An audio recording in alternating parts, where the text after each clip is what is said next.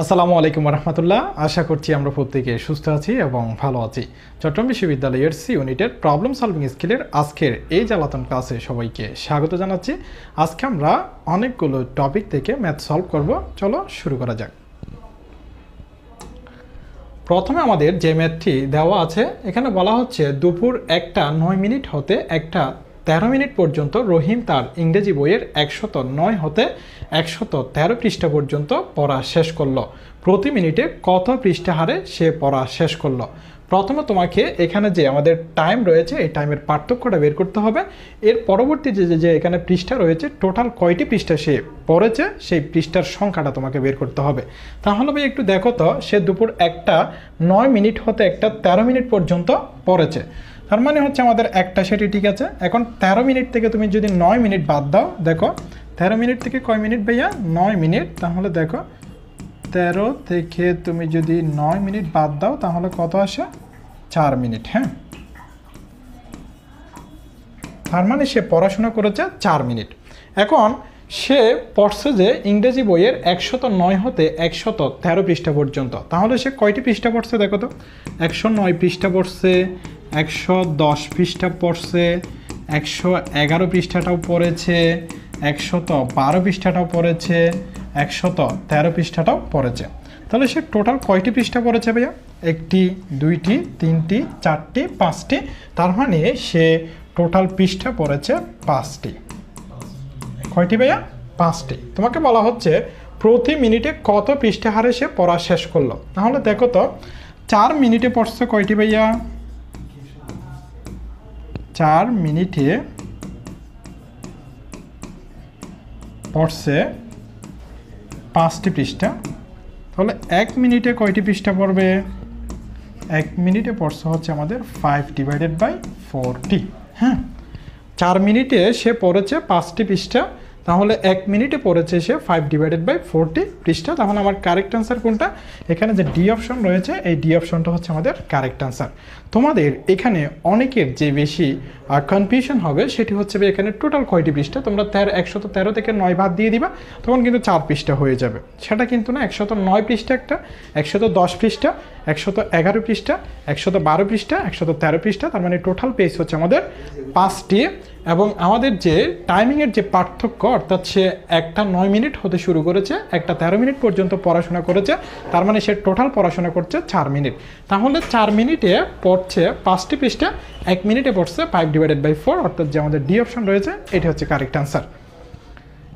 এর পরবর্তীতে একটু দেখো, এ এবং বি একটি কাজ 8 ঘন্টায় সম্পন্ন করতে পারে, সি এবং ডি একই কাজ 12 ঘন্টায় সম্পন্ন করতে পারে। যদি 4 জন একই কাজ করে তাহলে উক্ত কাজটি সম্পন্ন করতে আনুমানিক কত সময় লাগবে?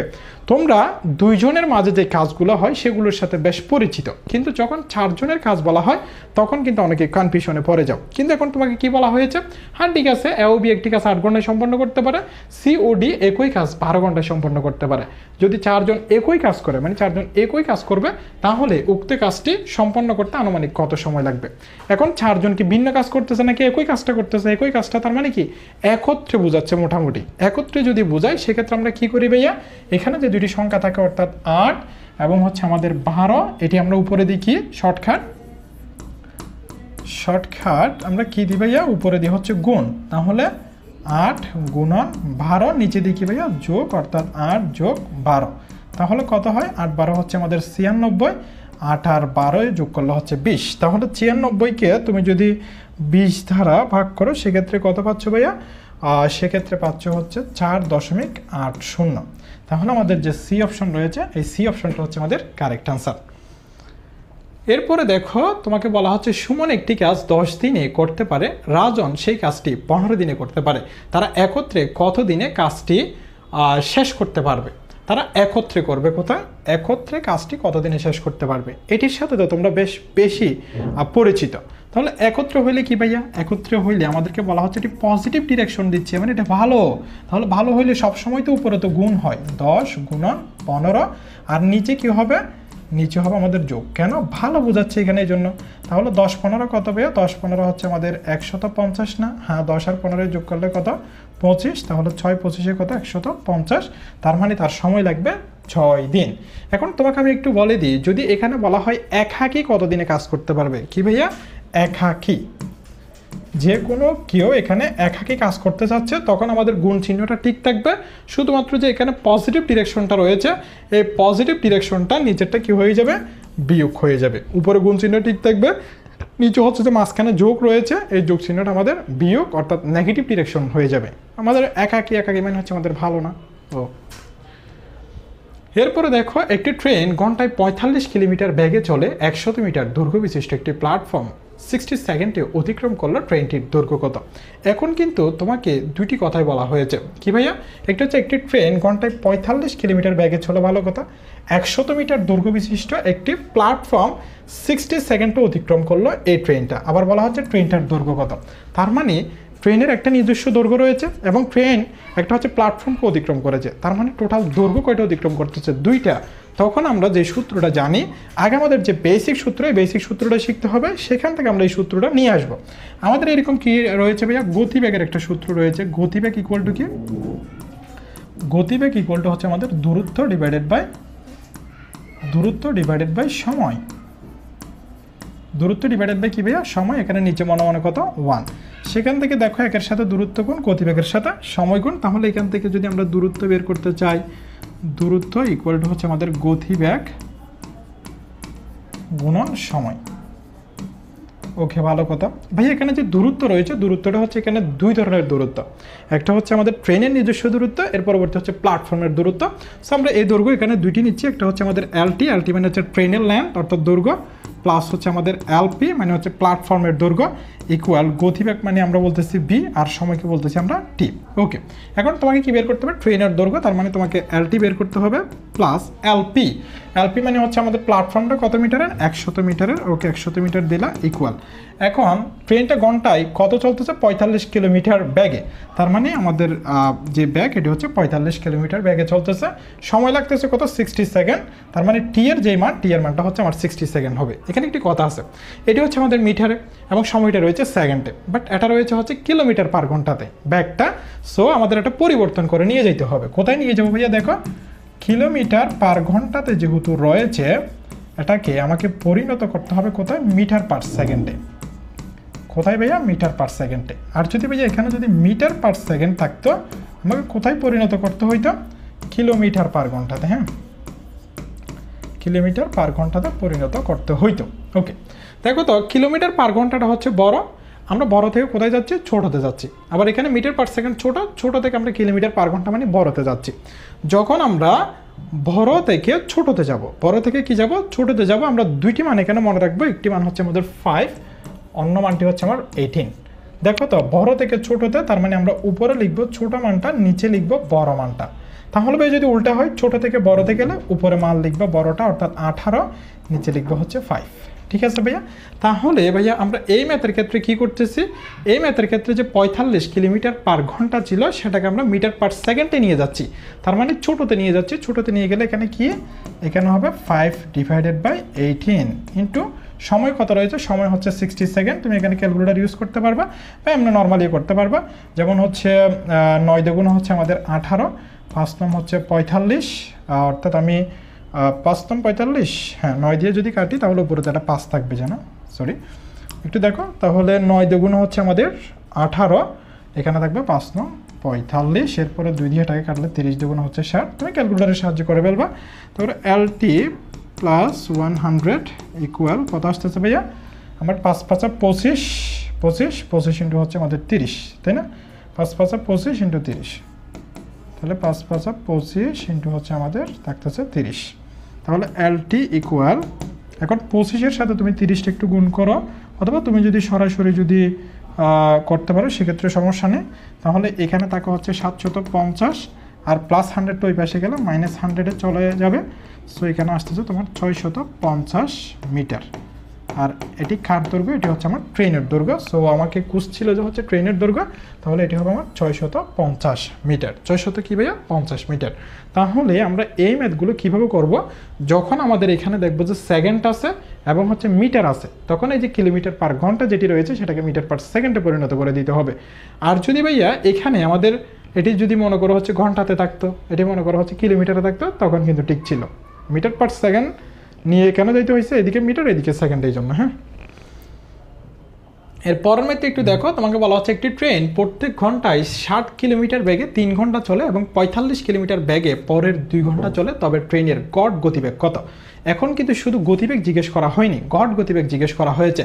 দেখো গড় গতিবেগ, গড় কি? গড় গতিবেগ। আমরা এখানে গতিবেগের সূত্র কি জানি ভাইয়া? গতিবেগের সূত্র জানি হচ্ছে দূরত্ব ডিভাইডেড বাই সময়। দূরত্ব ডিভাইডেড বাই কি? দূরত্ব ডিভাইডেড বাই সময়। ওকে, তাহলে একটু দেখো, একটি ট্রেন প্রত্যেক ঘন্টায় 60 কিলোমিটার বেগে 3 ঘন্টায় চলে। তার মানে উপরে থাকবে টোটাল দূরত্ব, নিচে থাকবে টোটাল সময়। দেখো প্রত্যেক ঘন্টায় 60 কিলোমিটার বেগে 3 ঘন্টা চলে, একবার চলছিল সে 3 ঘন্টা, এবং 45 কিলোমিটার বেগে পরের 2 ঘন্টা চলে। দেখো টোটাল তাহলে কত চলতেছে? 5 ঘন্টা। তার মানে আমার যেহেতু গড় গতিবেগ বের করতে হবে, এখানে গড় গতিবেগ সবগুলো হবে মোট, সবগুলো হবে কি ভাইয়া? মোট। তাহলে আমার মোট এখানে সময় আসতেছে 3 ঘন্টা যোগ 2 ঘন্টা। এখন উপরে হবে টোটাল দূরত্বটা। দেখো তো, একটি ট্রেন যখন 60 কিলোমিটার বেগে 3 ঘন্টা চলছিল, তখন সে কত দূরত্ব অতিক্রম করছিল? তখন আমাদের যে সূত্রটা, সেই সূত্রটা এটি। হ্যাঁ, একটি সূত্র এটি মনে রাখলে হবে, গতিবেগ ইকুয়াল দূরত্ব ডিভাইডেড বাই সময়। সো এখান থেকে যদি তুমি দূরত্ব বের করো, দূরত্ব ইকুয়াল টু গতিবেগ গুণন সময়। তাহলে গতিবেগ কত? গতিবেগ হচ্ছে 60 কিলোমিটার পার ঘন্টা এবং হচ্ছে সময় হচ্ছে 3 ঘন্টা। সো এখানে আসতেছে তোমার 180 কিলোমিটার। সো দূরত্ব এক জায়গায় পাইছি আমি 180 কিলোমিটার। এরপর আমি যোগ করবো আবার, এর পরবর্তীতে 45 কিলোমিটার চলছে হচ্ছে 2 ঘন্টা, 45 কিলোমিটার ব্যাগে চলছে 2 ঘন্টা। তার মানে এক জায়গার হচ্ছে আমি দূরত্ব পাইছি, এটি হচ্ছে প্রথম ক্ষেত্রে আমি দূরত্ব। এখন দ্বিতীয় ক্ষেত্রে দূরত্বটা কী হবে? ঠিক দূরত্ব ইকুয়াল টু কী হবে? আমার গতিবেগ গুণন সময়। গতিবেগ মানে হচ্ছে এখানে হচ্ছে আমাদের 45, আর চলতেছে কয় ঘন্টা ধরে? 2 ঘন্টা। তাহলে 45 দুগুণে কত? 45 দুগুণ হচ্ছে 90 কিলোমিটার হবে। হ্যাঁ, আর কি? ওকে, 90 কিলোমিটার। তাহলে উপরে যোগ হবে কত ভাইয়া? 90। তাহলে 90। এখন তুমি একটু যোগ করো, এখানে কত পাও? এরপর হচ্ছে 3 আর 2 হচ্ছে মিলে 5 হয়, 5 দিয়ে ভাগ দিবা আর কি। হ্যাঁ, তাহলে 180 যোগ হচ্ছে 90। অবশ্যই ক্যালকুলেটার ইউজ করবে এখানে, না হয় কিন্তু তুমি বিপদে পড়বা, একটু ভুল হওয়ার পসিবিলিটি রয়েছে। এখানে হচ্ছে আমাদের 5। সো এটিকে তুমি 5 দিয়ে ভাগ দিয়ে দিবা। হ্যাঁ, 5 দিয়ে ভাগ দিয়ে দিবা। 5 দিয়ে ভাগ দিয়ে দিলে কত হয়? 5 দিয়ে ভাগ দিয়ে দিলে হচ্ছে 54। তাহলে 54 কিলোমিটার পার ঘন্টা। হ্যাঁ, 54 কিলোমিটার পার ঘন্টা মানে আমাদের যে সি অপশন রয়েছে, এই সি অপশনটা হচ্ছে আমাদের কারেক্ট আনসার। এরপরে দেখো, নল ক ধারা একটি ট্যাঙ্ক 28 মিনিটে পূর্ণ হয়। কি হয় ভাইয়া? এটা পূর্ণ হয়। এরপরে নল ক, এটা খ হবে কারণ এখানে হচ্ছে নল অন্যটি। সো নল খ দ্বারা ট্যাঙ্কটি 14 মিনিটে পূর্ণ হয়, নল ঘ দ্বারা ট্যাঙ্কটি 42 মিনিটে খালি হয়। 3টি নল একসঙ্গে খুলে দেওয়া হলে ট্যাঙ্কটি পূর্ণ হতে কত মিনিট সময় লাগবে? হ্যাঁ, কত মিনিট সময় লাগবে? ওকে, তাহলে দেখো এখানে হচ্ছে নল 3টা, একটা হচ্ছে নল খ, আরেকটা হচ্ছে নল খ, অন্যটি হচ্ছে নল গ। 2টি নল দিয়ে হচ্ছে পানি আসতেছে। মনে করো হচ্ছে এখানে একটি হচ্ছে আমাদের প্রথম নল, এটি হচ্ছে আমার খ নল, এটা দিয়ে পানি আসতেছে। আবার অন্য একটি নল আছে, এটা দিয়ে হচ্ছে আমাদের পানি আসতেছে, এটি হচ্ছে আমাদের খ নল। ওকে, 2টা দিয়ে পানি আসতেছে, এবং আরেকটি নল দিয়ে পানি কি যাচ্ছে ভাই? এখান থেকে চলে যাচ্ছে, এটি হচ্ছে আমার গ নল। ওকে, তোমাকে বলা হচ্ছে একটি ট্যাঙ্ক নল খ দ্বারা 28 মিনিটে পূর্ণ হবে। কয় মিনিটে? 28 মিনিটে। তার মানে এখানে সময় লাগবে তোমার 28 মিনিট। আবার অন্য একটি যে খ নল রয়েছে, এটি দ্বারা পূর্ণ হবে হচ্ছে 14 মিনিটে। আবার নল ক দ্বারা ট্যাঙ্কটি খালি হবে কয় মিনিটে? 42 মিনিটে। এখন তোমাকে বলা হচ্ছে 3টি নল একসঙ্গে খুলে দিব আমরা, ট্যাঙ্কটি পূর্ণ হতে কত মিনিট লাগবে? পূর্ণ হইতে কত মিনিট লাগবে? যখন পূর্ণ হইতে কত মিনিট লাগবে, যারা আসতেছে বা যাচ্ছে সবগুলোকে 1 ডিভাইডেড বাই করে দিবা আগে। ভাই আপনি কি এটা বুঝাইতে চাচ্ছেন? 1 ডিভাইডেড বাই 28, 1 ডিভাইডেড বাই 28, দেখো 1 ডিভাইডেড বাই 28। এরপর হচ্ছে আমাদের অন্য একটি রয়েছে 1 ডিভাইডেড বাই 14। এরপর হচ্ছে 1 ডিভাইডেড বাই 42। এটি কি বোঝাতে চাচ্ছেন? হ্যাঁ। এখন আমরা কি করব? দেখো যখন আসবে এখানে যখন আসবে তখন আমরা করব যোগ। কে কে আসছিল 28 এবং হচ্ছে 14, এই দুটি নল তাদেরকে আমি করছি যোগ। ভাই এখানে যদি আরেকটি নল দিত 3টা পূর্ণ হতে কত সময় লাগতো, তখন আমরা সবগুলোকে যোগ করে দিতাম। কিন্তু এখানে বলা হচ্ছে একটি খালি হবে, খালি হওয়া মানে এখানে কি করে দিব ভাই আমরা মাইনাস করে দিব। শুধু কি আমাদের এতটুকু কাজ না, উপর একটা আমরা ইনভার্স করে দিব। ইনভার্সটা তুমি যদি মনে না থাকে সেক্ষেত্রে উল্টাই দিলে কাজ হয়ে যাবে। কিভাবে দেখো, এখন 28, 14 এবং 42 তোমাকে কি নিতে হবে, লসাগু নিতে হবে। তাহলে লসাগু নাও 28, 14, 42।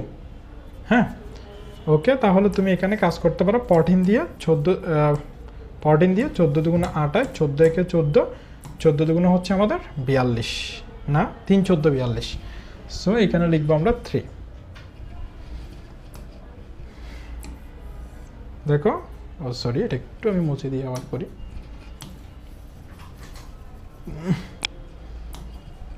এইখানে আমাদের লসাগু নিতে হবে কাদের কাদের, 14, এরপরে হচ্ছে আমাদের 28 ছিল, এরপরে হচ্ছে 42।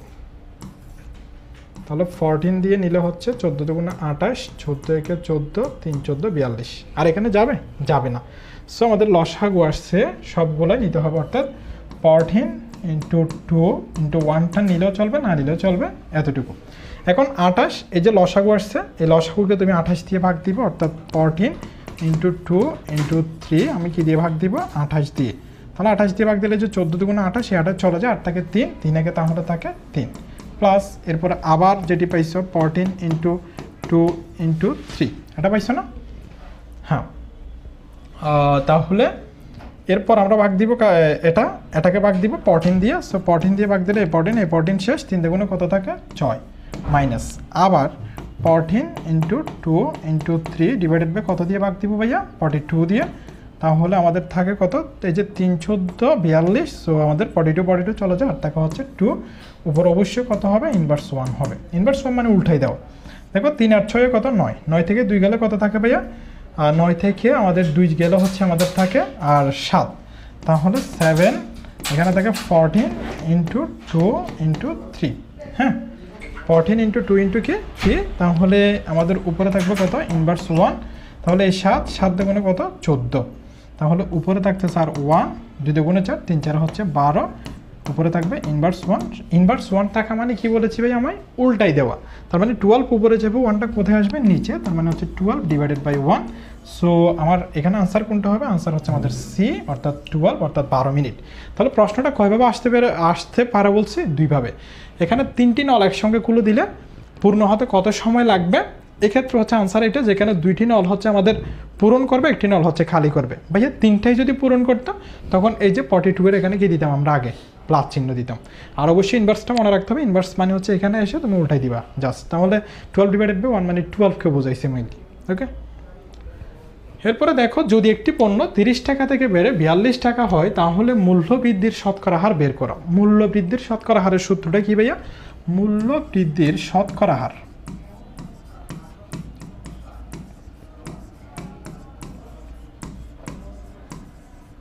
মূল্য বৃদ্ধির শতকরা হার সমান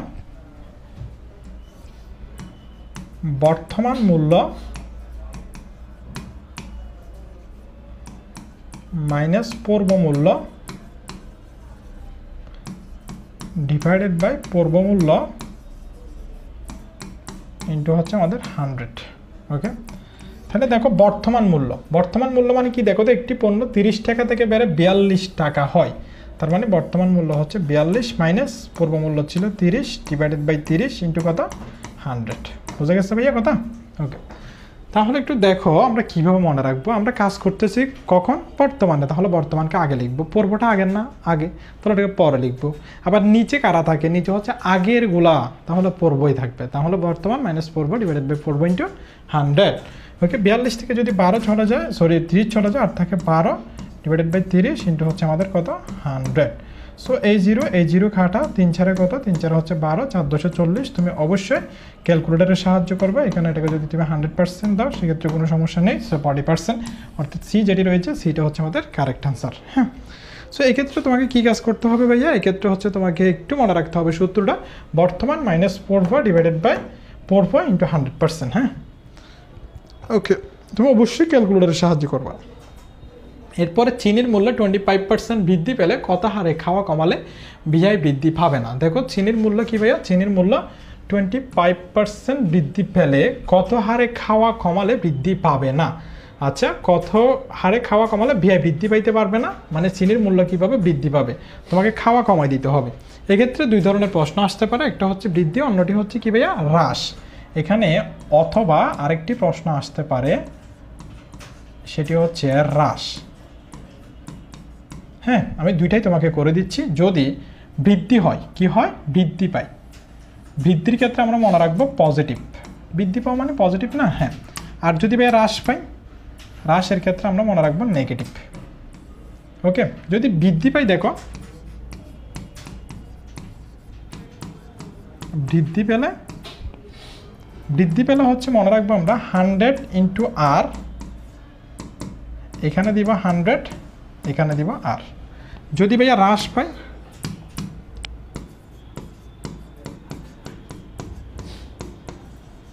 হ্রাস পেলে 100 ইন্টু আর, এখানে দিব 100, এখানে দিব আর। ওকে, এখন মাঝখানে কি করব? দেখো বৃদ্ধি পাওয়া মানে হচ্ছে আমরা মনে রাখবো প্লাস, তার মানে এখানে দিব প্লাস চিহ্ন। এরপরে হচ্ছে আমাদের কি বোঝাচ্ছে, হ্রাস।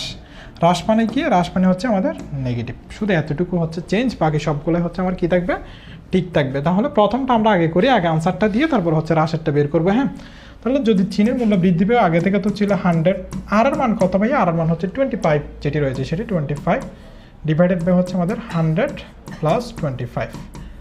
সো এখানে কত আসে ভাইয়া?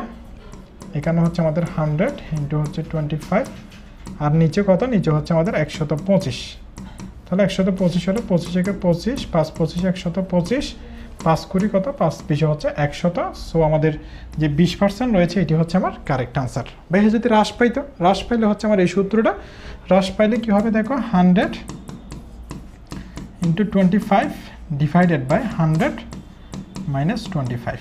সেক্ষেত্রে আনসার কী হবে? 100 গুণন 25, এক্ষেত্রে হবে 75। সো 25 থেকে 25, এখানে কত দিতে হবে? 3 25 হচ্ছে কত? 3 25 হচ্ছে 75 না? হ্যাঁ, 3 25 হচ্ছে 75। সো 100 থেকে যদি তুমি 3 দিয়ে করো, সেক্ষেত্রে কত পাও?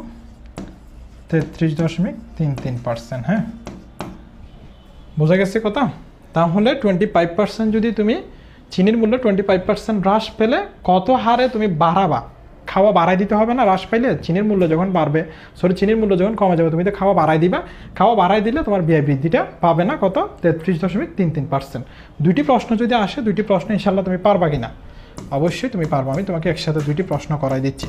এর আগেও কিন্তু চৌবাচ্চাতে আমি একসাথে দুইটা, এই যেটি চৌবাচ্চার ম্যাথ ছিল, এটাতেও কিন্তু আমি দুইটা প্রশ্ন একসাথে করাই দিছি। কীরকম? একটাতে খালি বলছে, আর একটাতে যদি তোমাকে তিনটাই যদি পূর্ণ করতে একসাথে, তখন এখানে শুধু প্লাসটা আনে দিয়ে এখানে শুধু তুমি উল্টে দিলে কাজটা হয়ে যেত, তখন আরেকটা আনসার আসতো আর কি। হ্যাঁ, ওকে। এরপর একটু দেখো, একটি দ্রব্য 960 টাকায় বিক্রয় করায় 40 টাকা লাভ হলো, এতে শতকরা লাভ হলো। শতকরা তোমাকে লাভ বলো কত বা ক্ষতি বলো? দেখো শতকরা লাভ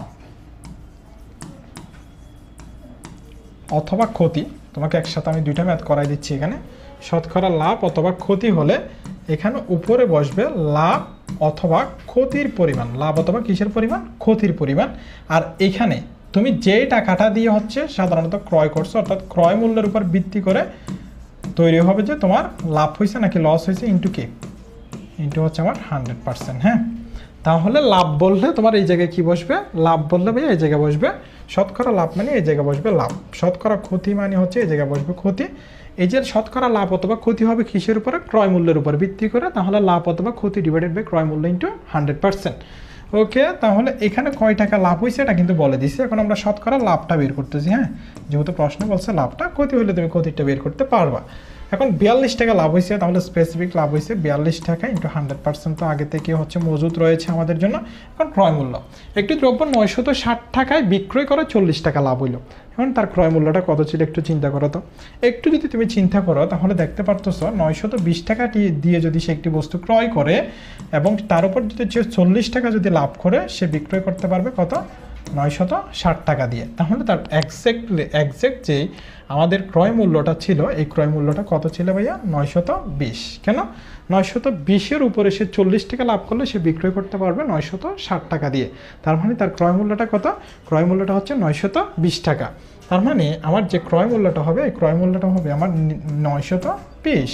ওকে, তাহলে 920 হইলে আমার এখানে 0, এখানে 0 চলে যায়, আর উপরে থাকে হচ্ছে তোমার 420, নিচে থাকে হচ্ছে আমাদের 92 না? হ্যাঁ, নিচে থাকে 92। তাহলে 420-কে তুমি 92 দিয়ে ভাগ দাও, সেক্ষেত্রে কত হয়? সেক্ষেত্রে হচ্ছে আমাদের 400 কত ভাইয়া? 420 না এটা? হ্যাঁ, তাহলে 420-কে আমরা ভাগ দিব কত দিয়ে? 92 দিয়ে। সো আমাদের আসতেছে হচ্ছে 4.56। আমি একটু দেখি এখানে আমার, ও আচ্ছা 40 টাকা লাভ হয়েছে এখানে, সরি এটা একটু কাটো, এটা হচ্ছে 40 টাকা লাভ হয়েছে, এটা 40 টাকা। তাহলে 40 টাকা হইলে এখানে হবে 400। আমি হয়তো আগে বলে ফেলছিলাম, এটা 400 হবে, এটা হচ্ছে 920। আবার একটু দেখো, আমি হয়তো বলে ফেলছিলাম, সূত্র সবগুলো ঠিক আছে। লাভ সমান হচ্ছে আমার স্পেসিফিক লাভ দেওয়া আছে কিন্তু 40 টাকা। সো লাভ হচ্ছে 40 টাকা, আর এটা কিসের উপর ভিত্তি করা হচ্ছে? ক্রয় মূল্যের উপরে। এখন 40 টাকা লাভ হওয়া মানে হচ্ছে 920 টাকা ক্রয় মূল্য ছিল। সো 920 ইন্টু হচ্ছে 100%, 0 বাদ, তাহলে উপরে নিচে থাকে 92, উপরে থাকে হচ্ছে 40-এর সাথে 10 গুণ করলে 400। তাহলে 400-কে আমরা এখন কি দিয়ে ভাগ দিব ভাইয়া? 92 দিয়ে ভাগ দিব। সো আমার আসতেছে 4.34, মানে হচ্ছে আমার যে সি অপশন রয়েছে, এই সি অপশনটা হচ্ছে আমার কারেক্ট আনসার। এরপরে দেখো, কোনো বস্তু 5% লাভে এবং 5% ক্ষতিতে বিক্রয় মূল্যের পার্থক্য 15 টাকা হলে বস্তুটির ক্রয় মূল্য কত? যদি তোমার একসাথে দুইটা ইনফরমেশন দেওয়া থাকে, একটা হচ্ছে 5% লাভে এবং অন্যটি হচ্ছে কি ভাইয়া? অন্যটি হচ্ছে 5% ক্ষতিতে। একসাথে কি হয়েছে? লাভও হয়েছে এবং ক্ষতিও হয়েছে। এই যে লাভ, যে তথ্যটা দেওয়া আছে, এটাকে আমরা ধরবো x1, এবং যে সেকেন্ডারি ইনফরমেশন, এটিকে ধরবো আমরা x2। এরপরে তোমাকে বলা হচ্ছে বিক্রয় মূল্যের পার্থক্য, এটি ডিফারেন্স আকারে রয়েছে, বস্তুটির ক্রয় মূল্য কত? বস্তুটির কি ভাইয়া? বস্তুটির ক্রয় মূল্য। বস্তুটির ক্রয় মূল্য। তাহলে বস্তুটির ক্রয় মূল্য সমান, তুমি মনে রাখবে এখানে পার্থক্যটা কত আছে? পার্থক্যটা কত আছে? নিচে হচ্ছে আমার x1 মাইনাস x2 ইন্টু হচ্ছে আমার 100। বুঝা গেছে ভাইয়া? ওকে, তাহলে পার্থক্য কত রয়েছে? পার্থক্য রয়েছে আমার 15। হ্যাঁ, পার্থক্য কত? 15 ইন্টু হচ্ছে 100। ওকে, এখন x1 মানে 5% লাভ হয়েছে। তোমাকে মনে রাখতে হবে লাভের জন্য হচ্ছে আমার পজিটিভ চিহ্ন। কোন চিহ্ন? পজিটিভ চিহ্ন। আর ক্ষতির জন্য হচ্ছে আমার নেগেটিভ চিহ্ন। এটা একটু মনে রাখতে হবে। তাহলে আমার বস্তুটি যেহেতু লাভ হয়েছে, এখানে 5%, সো এটি আমি লাভ +5 দিতে পারতেছি। এরপরে আমার সূত্রের মাইনাস, ক্ষতিটা হচ্ছে আবার আলাদা মাইনাস বলো না? দেখো 5, এটি হচ্ছে সূত্রের মাইনাস, x2টা হচ্ছে আমাদের আলাদা ক্ষতি হয়েছে, তার মানে এটি হচ্ছে আমার -5। তাহলে এখানে উপরে থাকতেছে 15, এখানে 5 মাইনাস মাইনাসে কি ভাইয়া? প্লাস, এটি হচ্ছে আমার 100। সো এখানে আসতেছে আমার 15, 5 আর 5 কত? 10 ইন্টু হচ্ছে আমার 100। সো a0 কাটা, 15 আর 10 গুণ করলে হচ্ছে আমার 150। অর্থাৎ যে এ অপশন রয়েছে, এ অপশনটা হচ্ছে আমার কারেক্ট আনসার। কোন অপশন ভাইয়া? এ অপশনটা হচ্ছে আমাদের কারেক্ট আনসার। ওকে, এরপরে দেখো, টাকায় 4টি করে লিচু কিনে 5টি করে বিক্রয় করলে শতকরা কত ক্ষতি হবে? দেখো, টাকায় 4টি করে লিচু কিনছে, 5টি করে বিক্রয় করছে। 5টি করে বিক্রয় করছে মানে টাকায় যদি আমাদের সমান থাকে, অর্থাৎ 100 টাকা দিয়ে আমি 5টি লিচু কিনছি, আবার 100 টাকা দিয়ে আমি 4টি লিচু বিক্রি করে দিচ্ছি। তার মানে আমার কাছে কয়টি থেকে যাচ্ছে? একটি। আবার এমনও হইতে পারে আমি 100 টাকা দিয়ে 5টা লিচু ক্রয় করেছি, 100 টাকা দিয়ে আমি 6টি লিচু বিক্রয় করতেছি। আমি ক্রয় করতেছি 5টা, বাট বিক্রয় করতেছি 6টা। তার মানে আমার কাছ থেকে আরও একটা দিতে হচ্ছে, তখন কিন্তু আমার হবে ক্ষতি। তোমার এক্ষেত্রে ম্যাথগুলো লাভও হইতে পারে, ক্ষতিতেও হইতে পারে, সরাসরি বলও দিতে পারে, অথবা সরাসরি বলে নাও দিতে পারে। সো এক্ষেত্রে তুমি যে কাজটা করবা, সেটি হচ্ছে সর্বপ্রথম তোমার কাজ যেটি, সেটি হচ্ছে পার্থক্যটা বের করে নেওয়া। কি বের করে নেওয়া ভাইয়া? পার্থক্যটা। ভাই আপনি কিসের পার্থক্যের কথা বলছেন? এখানে যে আমাদের পরিমাণ, এক জায়গায় 4টি, এক জায়গায় 5টি, এই পার্থক্যটা তোমাকে বের করে নিতে হবে। সো পার্থক্য হবে আমাদের 5 - 4 = 1। পার্থক্যটা বের করার পর তোমাকে কোনো স্পেসিফিক বলে দিছে কিনা কত ক্ষতি হবে। আচ্ছা, ক্ষতি হবে, এখানে সে 4টি করে ক্রয় করছিল, 5টি করে বিক্রয় করতে হচ্ছে, তার মানে তার কাছ থেকে আরো এক্সট্রা দিতে হচ্ছে, তার মানে সে ক্ষতি হচ্ছে। সো এই জায়গায় ক্ষতিটা বলে দিতেও পারে, অথবা এখানে বলে দিবে যে ক্ষতি এত%, এরকম বলে দিতে পারে। সো তোমাকে এটি মাথা রেখে কাজ করতে হবে। তাহলে আমরা কি বের করবো এখন? ক্ষতি। ক্ষতির ক্ষেত্রে মনে রাখবা যখন টাকা একই, কি একই? টাকা একই, বস্তুর পরিমাণ ভিন্ন। কি ভিন্ন ভাইয়া?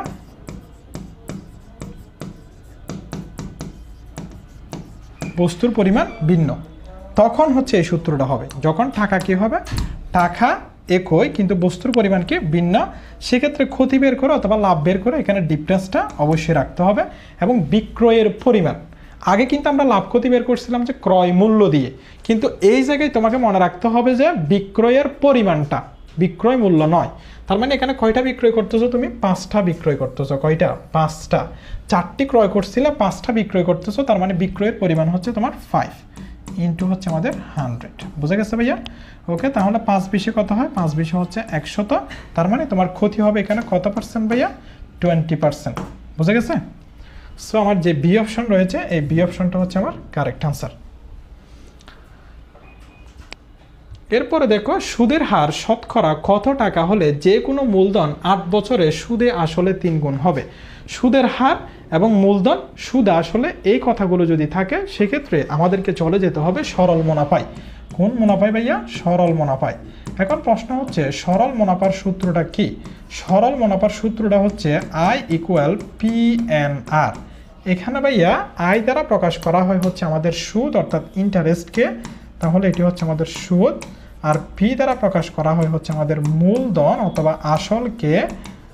এরপরে এন দ্বারা প্রকাশ করা হয় হচ্ছে আমাদের বছরকে। বছর মানে এখানে সময়, সময়টা অবশ্যই তোমাকে বছরে রাখতে হবে। আর আরটা হচ্ছে আমাদের মুনাফার হার। কি হার ভাইয়া? মুনাফার হার। হ্যাঁ, এখন তোমাকে কি বলা হচ্ছে? সুদের হার শতকরা কত টাকা হলে, সুদের হার মানে আমি কি বলেছি? আর, তার মানে তোমার কাছে আরটা নেই। আর ইকুয়াল হোয়াট? ওকে, কত টাকা হলে যে কোনো মূলধন, যে কোনো মূলধন কি তোমার কাছে দেওয়া আছে? এখন নাই। 8 বছরে, হ্যাঁ 8 বছরে মানে তোমার এন এর মান দেওয়া আছে। আবার বলা হচ্ছে সুদ আসলে কয় গুণ হবে? 3 গুণ হবে। এখন প্রশ্ন হচ্ছে ভাই আর জিজ্ঞেস করছে, সেটি ঠিক আছে, এন এখানে আছে, আমি 8টা বের করব, কিন্তু আমার পি লাগবে এবং আই লাগবে। দুইটা ইনফরমেশনের মধ্যে তো একটা ইনফরমেশন হচ্ছে আমাদের নেই। এখন আমরা বের করব কিভাবে? যে কোনো মূলধন বলা হচ্ছে, তোমাকে স্পেসিফিক করে মূলধন দেয় নাই। যদি এরকম ম্যাথ আসে 3 গুণ হবে, 5 গুণ হবে, 6 গুণ হবে, যে কোনো মূলধন অথবা একটি মূলধন এরকম যদি বলে, তুমি সুন্দর করে মূলধনকে ধরে নিবা। ধরি মূলধন এক্স, তোমার যে কোনো ইচ্ছা তুমি যেটা ধরে নিবে, তুমি এবিসিও ধরে নিতে পারো, এটাতে কোনো সমস্যা নেই। মূলধন এক্স। এরপরে 8 বছর পরে মূলধনটা ব্যাংকে রাখার পর বলা হচ্ছে সুদে আসলে, তুমি তো মূলধনটা কেন জমা দিবে? তোমার সুদ পাওয়ার জন্য। সুদ আসলে এটা 3 গুণ তোমাকে ব্যাক দিবে 3 গুণ। তার মানে সুদ প্লাস আসল 8 বছর পরে তুমি দেখতে পাচ্ছ যে এটা মূলধনের কয় গুণ হয়ে গেছে? 3 গুণ। তার মানে আসলে তুমি কত সুদ পাচ্ছ সেটাও কিন্তু বের করতে পারো। দেখো, সুদ প্লাস আসলটা হচ্ছে আমাদের এখানে এক্স ইকুয়াল কত? 3x। সো সুদ ইকুয়াল 3x প্লাস 2, ওইদিকে গেলে -x ইকুয়াল কত হবে ভাইয়া? 2x। তার মানে তুমি এখন একটু খুশি হয়েছো, এখন মূলধন এক্স রয়েছে এবং সুদ আমাদের কত রয়েছে? 2x রয়েছে। ওকে ভাইয়া, আমি তো এখন পি পেয়ে গেলাম এবং আমি আই পেয়ে গেলাম। ওকে, ভালো কথা। এখন আমি কি বের করবো? 8টা বের করবো। 8টা কীভাবে বের করবো দেখো একটু। ভাই আপনি বলছেন এখানে আই ইকুয়াল PNR। এখানে একটা কথা আছে, এখানে সবগুলো ঠিক থাকলেও 8টা কি আকারে থাকে জানো? পার্সেন্টেজ আকারে। এখানেও কিন্তু তোমাকে পার্সেন্টেজ আকারে দেওয়া রয়েছে। সো পার্সেন্টেজ আকারে থাকলে এই পার্সেন্টেজটাকে তো তোমাকে ভাঙতে হবে। যারা একদম বেসিক লেভেল, অর্থাৎ হয়তো এক্ষেত্রে তোমার সমস্যা পার্সেন্টেজটা কীভাবে ভাঙবে সেটি জানো না, সেটা একটু দেখো। পার্সেন্টেজ মানে বুঝাই ভাইয়া 1/100। 1/, কি ভাইয়া? 100। তাহলে আমরা যে প্রতিনিয়ত লিখি এই যে 100%, এটা মানে আসলে কি? 100% মানে হচ্ছে কি জানো? 100 ইন্টু, এই পার্সেন্টের বদলে কি বসে? 1/100। তাহলে এই 100 চলে যায় আর কি থাকে? 1 থাকে। তার মানে এই যে 100% মানে আসলে কাকে বোঝানো হয়? 1কে বোঝানো হয়। এই জন্য 100% যে কোনো স্থানে কি দেওয়া যায়? জুড়ে দেওয়া যায়। ওকে, তাহলে এখন আমরা একটু ভেঙে ফেলবো। দেখো, I equal PNR into percent মানে কত? 1/100। ওকে, এখন তাহলে আই ইকুয়াল PNR হচ্ছে 1-এর সাথে গুণ করলে PNR উপরে, নিচে হচ্ছে আমাদের কত? 100। এটার নিচে মনে মনে কত রয়েছে ভাই? 1। এটার সাথে এটা গুণ, এটার সাথে এটা গুণ। So PNR equal I into 100। এখন তুমি কি বের করবা বলছো ভাইয়া? 8টা বের করবা। সো এখান থেকে 8টা বের করো। I into 100 divided by P N. Okay, এখন আইটা কত পাইছিল? 2x, 2xটা বসিয়ে দাও সুন্দর করে। তাহলে দেখো এখানে 2x ইন্টু 100, মূলধনটা কত ছিল? x, কয় বছরে? 8 বছরে। সো xx কাটা, xx কি, আমি গুণ চিহ্নটা, এটা হচ্ছে গুণ চিহ্ন, এই xx কাটা। হ্যাঁ, আবার দেখো আই এর মান হচ্ছে 2x ইন্টু 100, পি এর মান হচ্ছে আমাদের x, ইন্টু এন এর মান হচ্ছে 8। সো xx কাটা চলে গেছে। এখন হচ্ছে আমাদের উপরে আছে কত? উপরে আছে 2 এবং হচ্ছে 100, তার মানে দুইটা গুণ করলে 200 পাবা। নিচে কত ভাইয়া? 8। সো আমার কথা আসতেছে একটু দেখো তো, আর 200 ভাগ হচ্ছে আমাদের 8, অর্থাৎ 25% আসে না?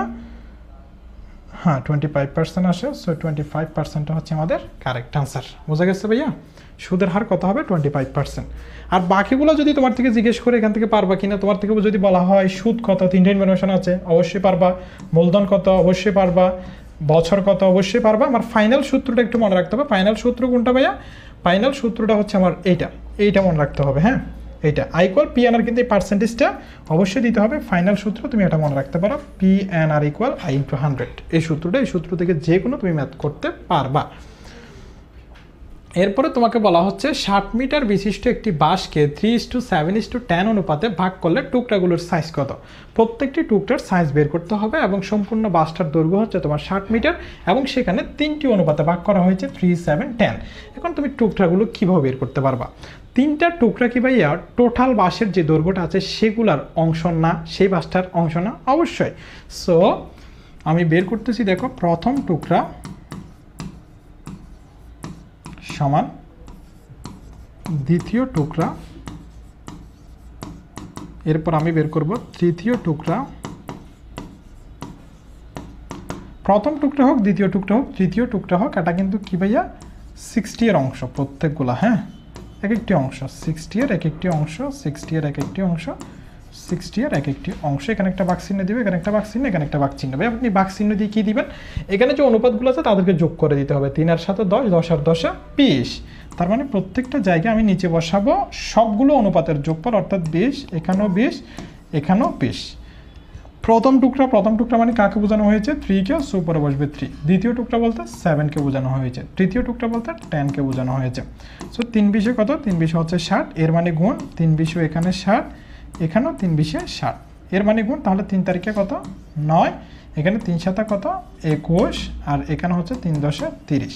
তার মানে আমার একটি টুকরা আসছে হচ্ছে আমার 9, এরপরে অন্য একটি টুকরা আসছে হচ্ছে 21 এবং অন্য একটি টুকরা আসছে হচ্ছে আমাদের 30। তার মানে যেটি সি অপশন রয়েছে, এই সি অপশনটা হচ্ছে আমাদের কারেক্ট আনসার। এরপরে দেখো দুইটি সংখ্যার বিয়োগফল 66 হলে এবং তাদের অনুপাত 7:5 হলে সংখ্যাদ্বয় কত?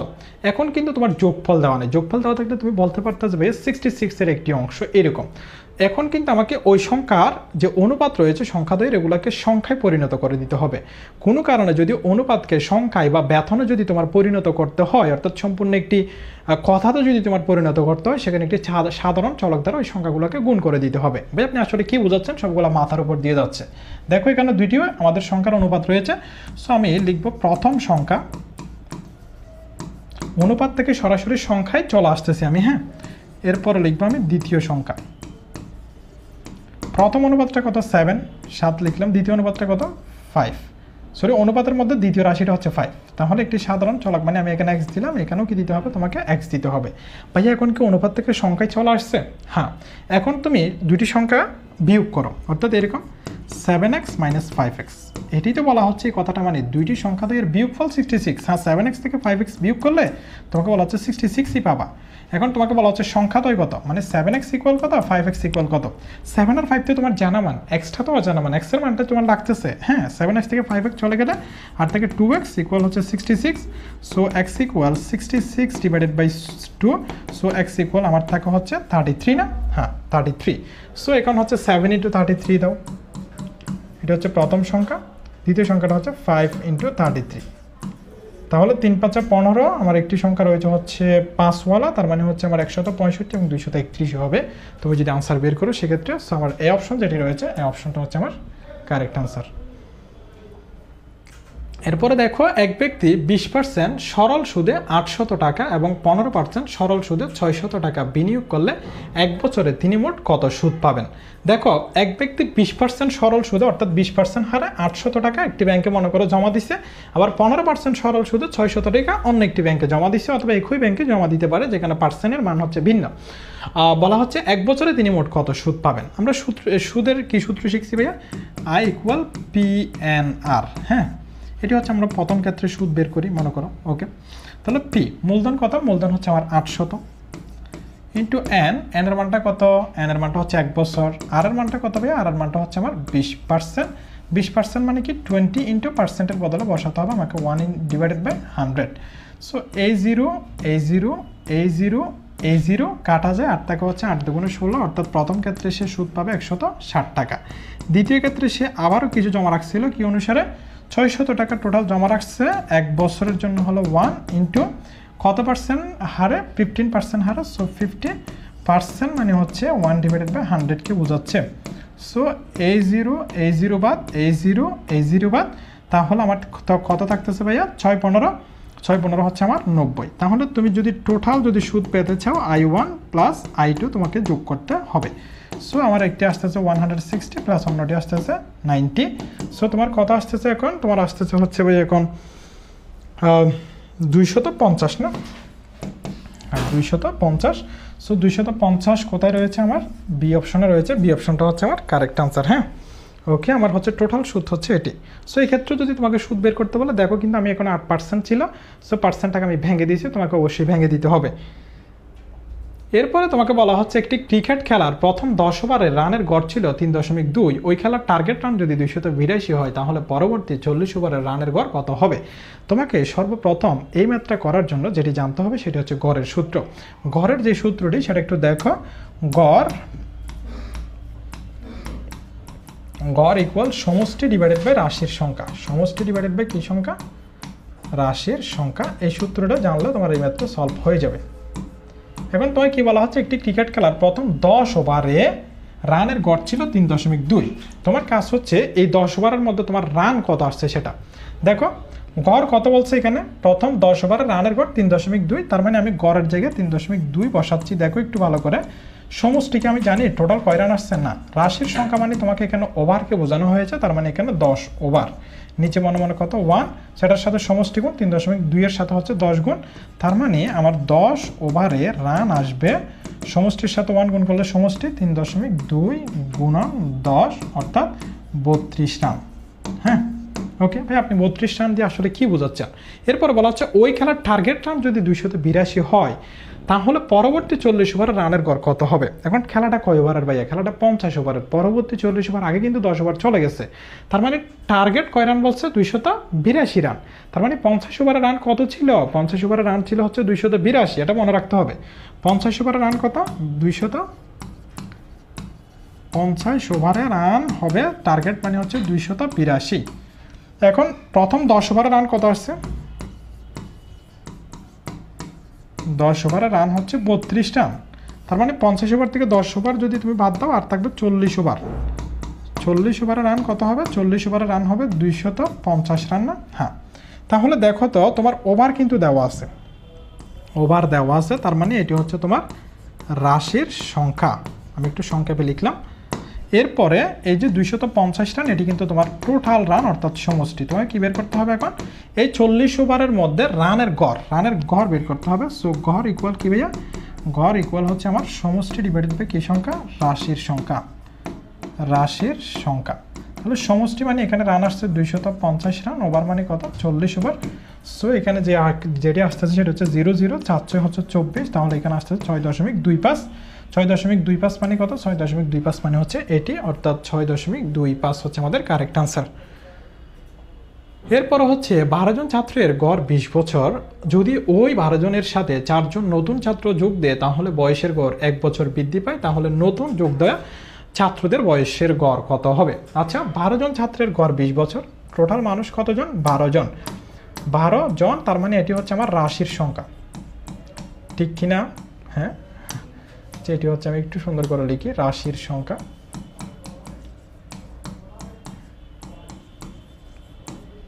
আর গড় হচ্ছে কত 20 বছর, এটিতে দেওয়া আছে। ওকে, প্রথম ক্ষেত্রে তুমি যেটি বের করতে পারো সেটি কি সমষ্টি। তুমি একটি সূত্র মনে রাখবে, এটি গড় ইকুয়াল সমষ্টি ডিভাইডেড বাই কি সংখ্যা, রাশির সংখ্যা, রাশির সংখ্যা। এক্ষেত্রে তোমার বের করার কি আছে, গড়ও আছে, রাশির সংখ্যাও আছে, সমষ্টিটা বের করার আছে। সো সমষ্টিটা হচ্ছে আমার আসে গড় ইন্টু রাশির সংখ্যা। তাহলে এখানে গড় কত, গড় হচ্ছে 20, রাশির সংখ্যা কত 12। সো এখানে আসা হচ্ছে তোমার 240 না, 240 কিনা নাকি 20 গুণন আমার 12, সো 240। তাহলে এটা কয়জনের আসছে ভাইয়া, 12 জন ছাত্রের সমষ্টি আসছে 240। এরপর বলা হচ্ছে যদি ওই 12 জনের সাথে 4 জন নতুন ছাত্র যোগ দেয়, তার মানে এখন টোটাল মানুষ কয়জন হয়েছে, 16 জন হয়ে গেছে। 12 জন যোগ দেওয়া মানে 16 জন। আচ্ছা, বয়সের গড় 1 বছর বৃদ্ধি পায়। আগে ছিল বয়সের গড় কত 20 বছর, এখন কি হবে 21 বছর হবে বয়সের গড়। ওকে, এরপরে তোমাকে বলা হচ্ছে তাহলে নতুন যোগ দেওয়া ছাত্রদের বয়সের গড় কত হবে। আগে আমরা 16 জনের টোটাল বয়সটা বের করি, কারণ আমার রাশির সংখ্যা দেওয়া আছে, বয়সের গড় দেওয়া আছে। সো গড় ইকুয়াল সমষ্টি ডিভাইডেড বাই কি সংখ্যা, রাশির সংখ্যা। হ্যাঁ, ওকে, তাহলে এখানে গড় কত ছিল ভাইয়া, এখানে সমষ্টিটা তোমাকে বের করতে হবে। সো সমষ্টি ইকুয়াল গড় ইন্টু রাশির সংখ্যা। তাহলে এখানে গড় মানে হচ্ছে আমাদের 21 বছর, 1 বছর বৃদ্ধি পায় বলছে, 21 গুণন হচ্ছে আমার 16। তাহলে 21 গুণন 16 হইলে কত হবে, 21 গুণন 16 হইলে 334 বছর। 334 বছর কয়জনের ভাইয়া, 334 বছর হচ্ছে 12 জনের না, টোটাল হচ্ছে এখন 16 জনের। হ্যাঁ, 16 জনের বয়সের গড় রেকর্ড ছিল 16 জনের। এখন তাহলে তুমি যে কাজটা করতে পারো সেটি হচ্ছে 16 জনের বয়স থেকে 12 জনকে বাদ দিলে কয়জনের, 4 জনের চলে আসে। তাহলে আমাদের এই যে 16 জন, এই 16 জনের বয়স থেকে আমি 12 জনের বয়সকে বাদ দিচ্ছি, তাহলে 4 জনের বয়স আসবে, অর্থাৎ 334 মাইনাস 240। 334 মাইনাস কত ভাইয়া, 240। তার মানে তোমার আসা হচ্ছে 96 বছর। হ্যাঁ, 96 বছর এটা কয়জনের, এখানে 96 এটা বছর, এটা কয়জনের, এটি হচ্ছে তোমার 4 জনের বয়স। কেন ভাইয়া, কারণ 16 থেকে 12 জন যদি বাদ দাও সেক্ষেত্রে আর 4 জন পাও, সেক্ষেত্রে তুমি গড়টা বের করো।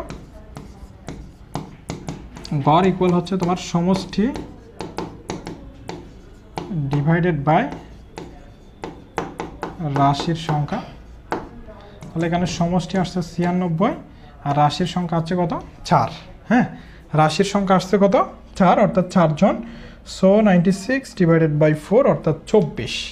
কত 24। তাহলে নতুন যোগ দেওয়া ছাত্রদের বয়সের গড় কত হবে 24। বুঝা গেছে ভাইয়া।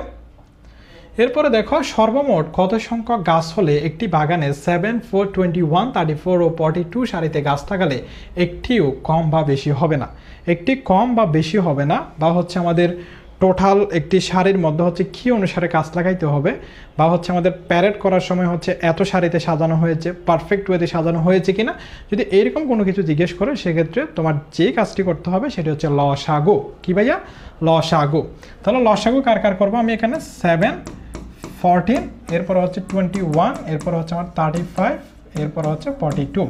তাহলে তুমি লসাগু করো। লসাগু করার ক্ষেত্রে হচ্ছে ন্যূনতম দুইটির মধ্যে এমন একটি সংখ্যা দ্বারা ভাগ যেতে হবে, এমন একটি সংখ্যাকে নিতে হবে। আমি 7 নিলাম।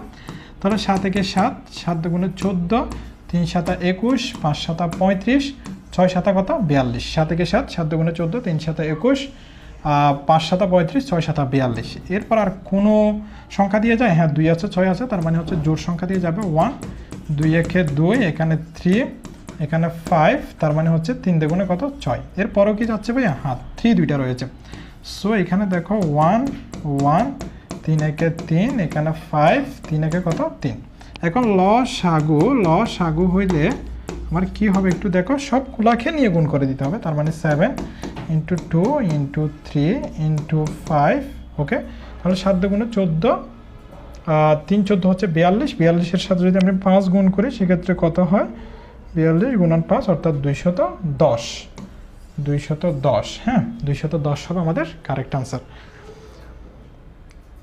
এরপর একটু দেখো, বলা হচ্ছে নিম্নের কোন ক্ষুদ্রতম সংখ্যাকে 3, 5 ও 6 দ্বারা ভাগ করলে ভাগশেষ হবে 1। আচ্ছা, ভাগশেষ হবে 1, তাহলে আমরা যদি 71 অথবা 41, 31, 39 এগুলো অপশন টেস্ট করতে পারো।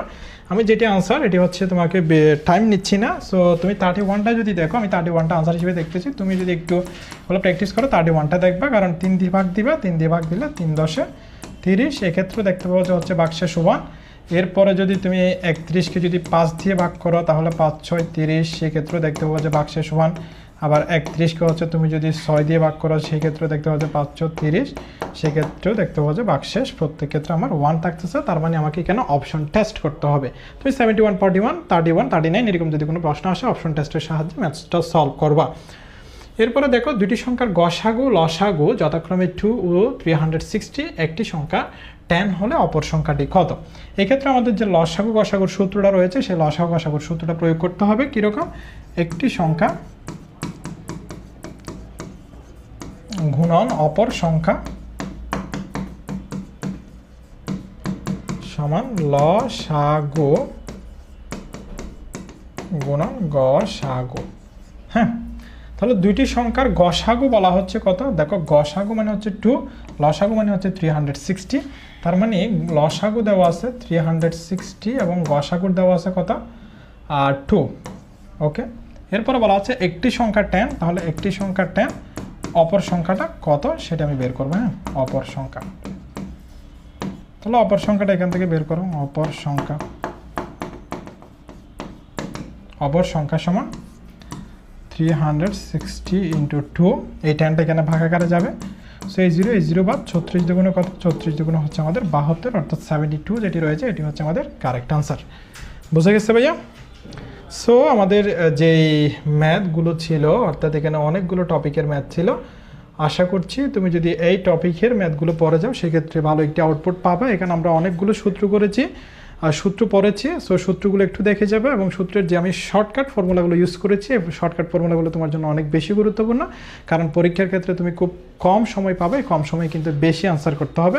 সেক্ষেত্রে যত শর্টকাট পারা যায় এই শর্টকাটগুলো অ্যাপ্লাই করবা। আর তোমরা হচ্ছে আমাদের যে ইউনিক স্কুলের যে চ্যানেলটি থেকে ক্লাসটা দেখতেছো, ইউনিক স্কুলের চ্যানেলটা হচ্ছে সাবস্ক্রাইব করে দিবা। আর আমাদের ইউনিক স্কুলের পেজও রয়েছে, তোমরা চাইলে আমাদের ইউনিক স্কুলের ফেসবুকে পেজে অ্যাড হতে পারো এবং আমাদের যে গ্রুপটা রয়েছে তার নাম হচ্ছে ইউনিক স্কুল এডুকেটরস।